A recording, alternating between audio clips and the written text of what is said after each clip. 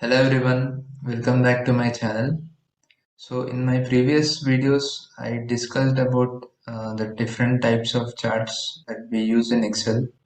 So from here on, I will be discussing about pivot tables and how we can use pivot tables effectively in Excel.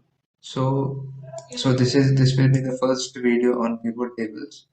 So in this video, I will show you the difference between pivot tables and formulas, why pivot tables are helpful when compared to formulas, when formulas get failed, then how pivot tables will be helpful. So here I am taking a sample example to show you. So, so let's get started with the video. So this is the sample data which I have to show you. So here the criteria is I want to find out. So here I have a data set of few colors and flower names.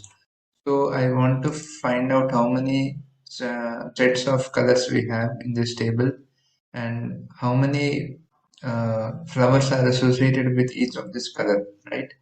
So I want to know how many flowers are associated with purple color and how many flowers are associated with green color, right? So there are two ways of doing it if we are using a formula. So the first simple way is first we can use the direct filter formula. So the filter setting, right? So if I use the filter, I can segment this filter, right? I can select my colors and I can see how many flowers are associated with this blue color. The answer is 10, right? So there are 10 flowers associated with this blue color. So this is one way of doing this thing, right?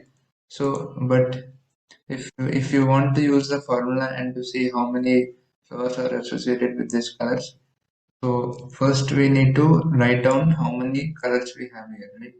So let us write down that. So purple, green, yellow, red, and blue, right? So these are the five colors which we have. Now let us find out how many flowers are associated with each of these colors, right?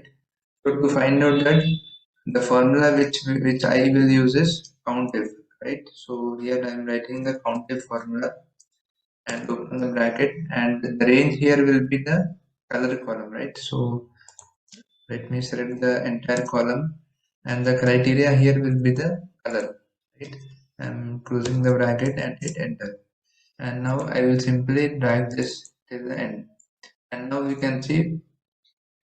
So purple color has seven flowers associated with it, and green has 8 flowers, yellow has 12, red has 5, and blue has 10 flowers associated with this color, right?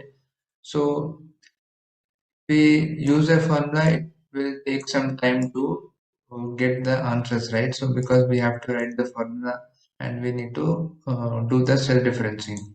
But what if we use the pivot tables to find out this answer, right? So let's see how we can do that using the pivot tables. So the shortcut to insert the pivot table is Alt NVT, right? So select the data set and press Alt NVT. And now click on OK. You can select the new worksheet and click on OK. And now here you can select the color and drag the color into the values, and that's it. We got the answer. So you can see within seconds we got the answers here, right? So blue color has 10 flowers, green has 8 flowers, a purple has 7 flowers associated with purple, and 5 flowers are associated with red, and 12 flowers are associated with yellow, right? So this is how we can use the pivot tables. And if you select the flower name, and all the flower names will be associated under the blue color, right?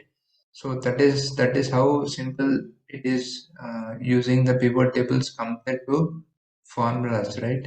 So here, as I said, when formulas fail to deliver, pivot tables are the best way to use the in Excel, right? So this is the main difference and idea using the pivot tables.